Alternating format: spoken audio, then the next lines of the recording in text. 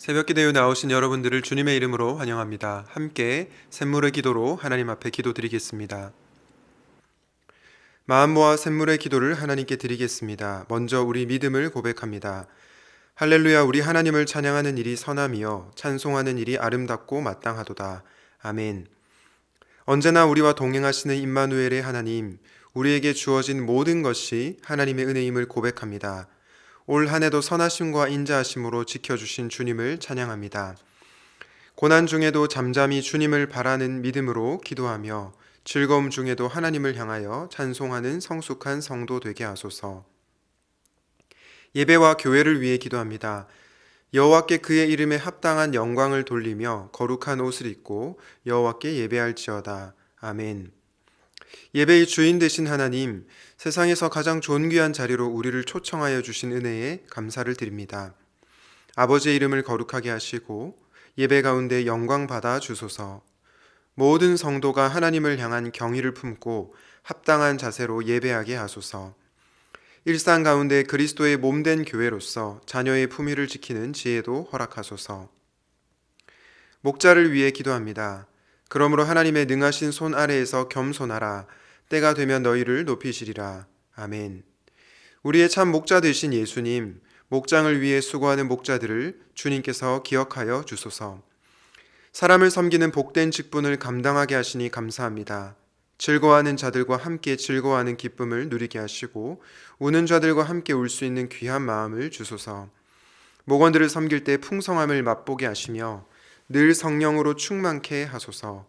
이 모든 목장의 사역 가운데 오직 주의 이름만 높임을 받으소서. 다음 세대를 위해 기도합니다. 청년이 무엇으로 그의 행실을 깨끗하게 하리이까? 주의 말씀만 지킬 따름이니이다. 아멘.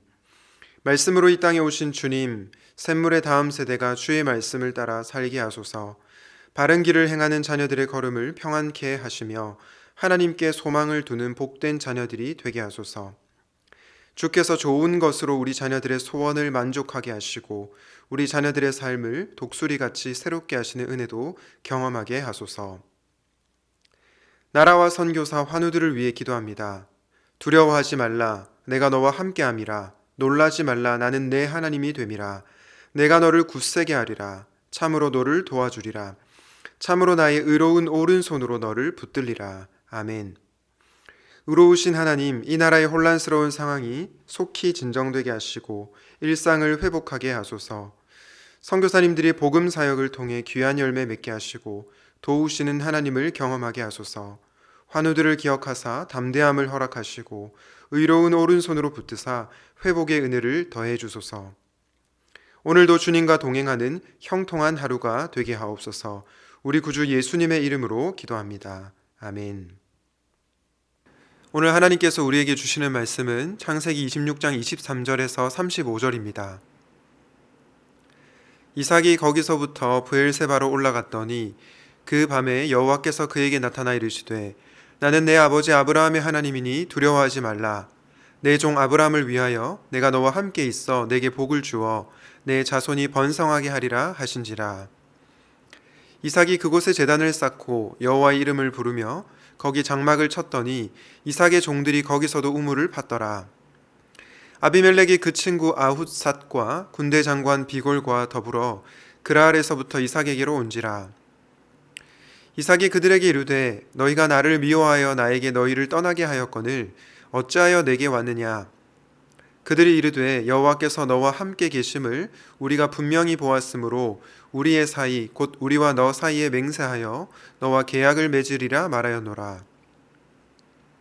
너는 우리를 해하지 말라. 이는 우리가 너를 범하지 아니하고 선한 일만 내게 행하여 내가 평안히 가게 하였음이니라. 이제 너는 여호와께 복을 받은 자니라. 이삭이 그들을 위하여 잔치를 베풀매 그들이 먹고 마시고 아침에 일찍이 일어나 서로 맹세한 후에 이삭이 그들을 보내매 그들이 평안히 갔더라.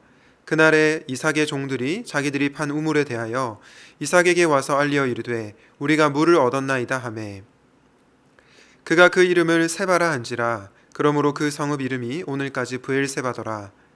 에서가 40세의 헷 족속 브에리의 딸 유딧과 헷 족속 엘론의 딸 바스맛을 아내로 맞이하였더니 그들이 이삭과 리브가의 마음에 근심이 되었더라. 아멘. 오늘의 말씀은 우리가 기억해야 할 하나님입니다. 성도 여러분, 오늘은 2021년도 마지막 날인데요. 올해를 마무리하면서 이삭의 모습을 통해서 우리가 기억해야 할 하나님을 함께 묵상하려고 합니다. 바라기는 이 하나님을 기억하고 2022년을 맞이하시기를 주님의 이름으로 축복합니다. 우리가 기억해야 할 하나님은 어떤 분이실까요? 먼저 첫 번째로 우리와 함께 하시는 하나님이십니다.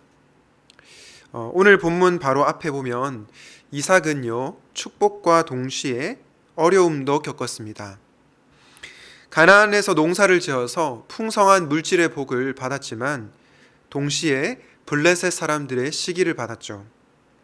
이런 상황 가운데서 아비멜렉은 이삭에게 네가 우리보다 더 강하니 우리를 떠나라 라는 말을 듣게 됩니다. 이에 대해서 이삭은 떠나서 그랄 평원에다가 장막을 치고 거기에 자리를 잡고 살았습니다.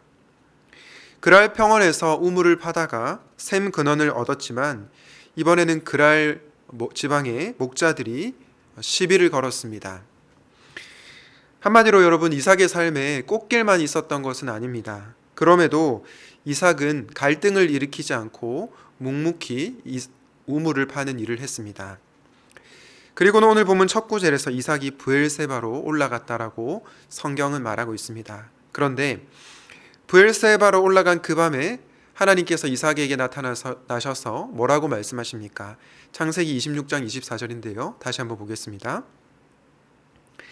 그 밤에 여호와께서 그에게 나타나 이르시되 나는 내 아버지 하나님 아브라함의 하나님이니 두려워하지 말라. 내 종 아브라함을 위하여 내가 너와 함께 있어 내게 복을 주어 내 자손이 번성하게 하리라 하신지라. 여러 인간적인 어려움을 겪은 이삭에게 하나님께서 나타나셔서 뭐라고 말씀하십니까? 두려워하지 말아라. 내가 너와 함께 있어 내게 복을 주겠다 라고 말씀하십니다. 여러분, 이것을 통해서 우리는 무엇을 알 수 있습니까? 하나님은요, 그분의 백성과 함께 하기를 원하시는 분이라는 것입니다. 그분은 저와 여러분과 함께 하기를 원하시는 분이라는 거죠. 사랑하는 여러분, 성경이 말하는 형통이 무엇입니까? 많은 사람들은 형통이라고 하면 내 삶에 어려움이 없는 것, 그리고 내 삶이 승승장구하는 것, 그런 것만을 생각합니다. 그러나 성경은 형통에 대해서 좀 다르게 정의합니다. 우리가 창세기 이후에 요셉 본문을 통해서 확인할 수 있는데요. 성경이 말하는 형통은요, 여호와 하나님께서 함께 하시는 것입니다. 단순히 인생의 어려움이 사라지는 것이 성경이 말하는 형통이 아니라 하나님께서 우리와 함께 하신다는 사실이 진짜 형통이라는 것입니다. 개인적으로 말씀을 묵상하는 가운데 2021년 한 해를 쭉 돌아보게 되었습니다. 그런데 제 삶에 좋은 일도 있었고 또 힘든 일도 있었습니다. 기쁜 일도 있었고 슬픈 일도 있었습니다. 그러나 너무나 분명한 것은요, 어떤 순간이건 하나님께서는 저와 함께 하셨다는 것입니다. 그리고 아마도 여러분의 삶에도 하나님께서 함께 하셨다는 것을 저는 확신합니다. 그러므로 사랑하는 여러분, 올해를 마무리하면서 우리가 기억해야 할 하나님은 바로 우리와 함께 하시는 하나님, 우리와 함께 하셨던 하나님이십니다. 사랑하는 여러분, 여러분들은 하나님의 함께 하심을 믿고 계십니까? 그리고 그것이 성경이 말하는 참된 형통이라는 것을 믿고 계십니까? 바라기는 올해의 끝자락에서 우리와 함께 하셨던 하나님을 기억하는 우리 성도님들 되시기를 주님의 이름으로 축복합니다. 우리가 기억해야 할 두 번째 하나님은 어떤 분이실까요? 둘째로 상황을 역전시키는 하나님이십니다. 어제 큐티 본문에서 아비멜렉은 이삭에게서 떠나라고 하면서 이삭을 내쫓았습니다. 그런데 그 이삭을 내쫓았던 아비멜렉이 다시 이삭을 찾아오고 있죠. 그때 27절에 보니까 이삭이 너희가 나를 미워하면서 쫓아냈으면서 왜 이제서야 또 오느냐고 묻습니다. 그때 아비멜렉이 뭐라고 대답하는지 창세기 26장 28절을 통해서 다시 한번 보겠습니다. 그들이 이르되 여호와께서 너와 함께 계심을 우리가 분명히 보았으므로. 아비멜렉이 뭐라고 얘기하죠? 여호와께서 너와 함께 계심을 우리가 분명히 보았다. 여러분, 오늘 복 있는 사람 큐티 해설에 보면요, 아비멜렉이 이삭을 쫓아낼 때는 갑이었지만 이제는 그가 을이 되어서 계약을 맺자고 말한다고 설명하고 있습니다. 그리고 하나님이 이삭을 붙드시니 상황이 완전히 역전되었다라고 말하고 있습니다. 사랑하는 여러분, 왜 이삭을 쫓아냈던 아비멜렉이 갑자기 이삭에게 호의적으로 변한 것이었을까요? 그것은 상황을 역전시킨 하나님을 아비멜렉이 보았기 때문입니다. 하나님이 함께 하시면 평범한 이삭의 삶도 위대한 삶으로 변화될 수 있다는 것을 보았기 때문이죠. 창세기 26장 12절에 보면 이삭이 그 땅에서 농사하여 그 해에 100배나 얻었다라고 하는데요, 그 다음 구절이 의미심장합니다. 바로 여호와께서 복을 주심으로. 또한 26장 22절에 보면 이삭이 쫓겨나서 다른 우물을 팠는데 그 이름을 르호봇이라고 합니다. 르호봇의 뜻은 넓다, 광대하다라는 뜻이죠. 그런데 이렇게 넓고 광대한 곳을 얻게 된 비결이 무엇입니까? 창세기 26장 22절에서 이렇게 말하고 있습니다.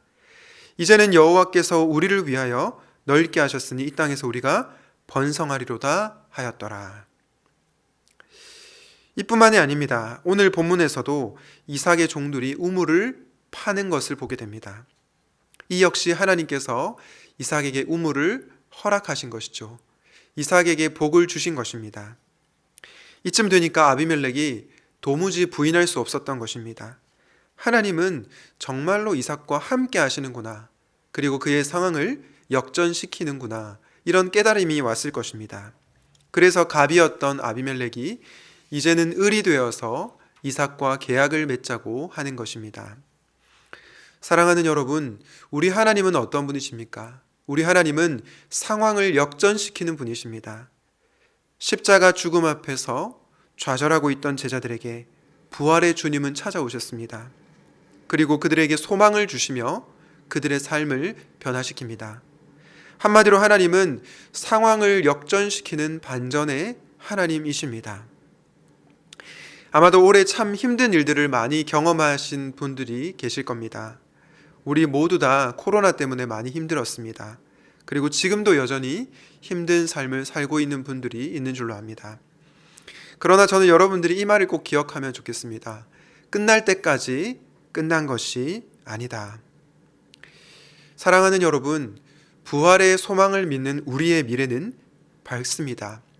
우리의 지금 모습이 끝이 아님을 기억하고 상황을 역전시키는 하나님을 기억하는 저와 여러분이 되시면 좋겠습니다.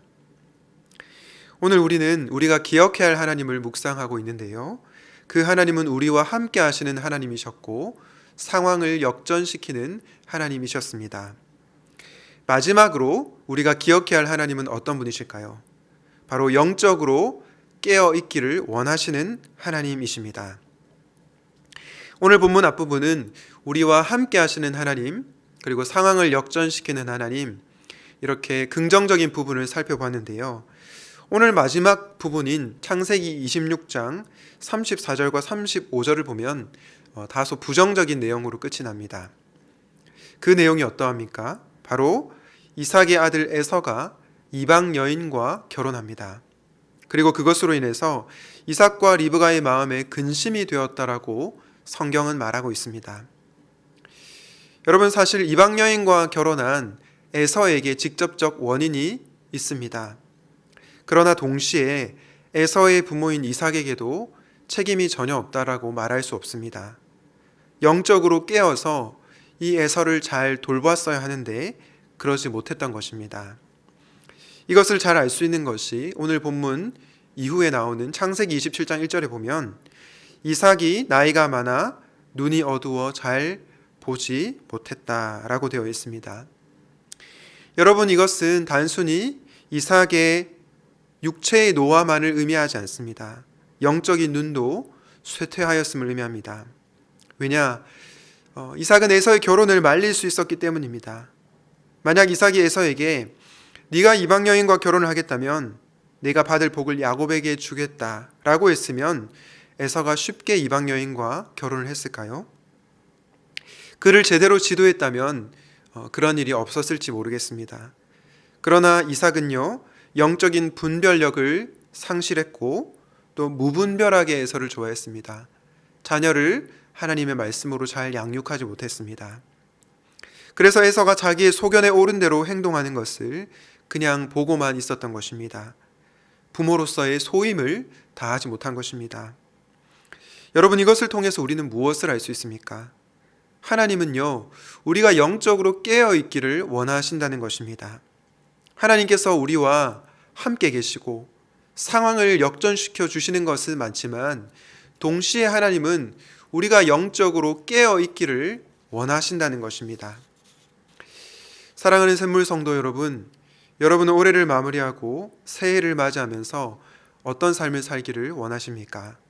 저는 여러분들이 다가오는 새해 2022년도에 더욱더 영적으로 깨어있는 삶을 사시면 좋겠습니다.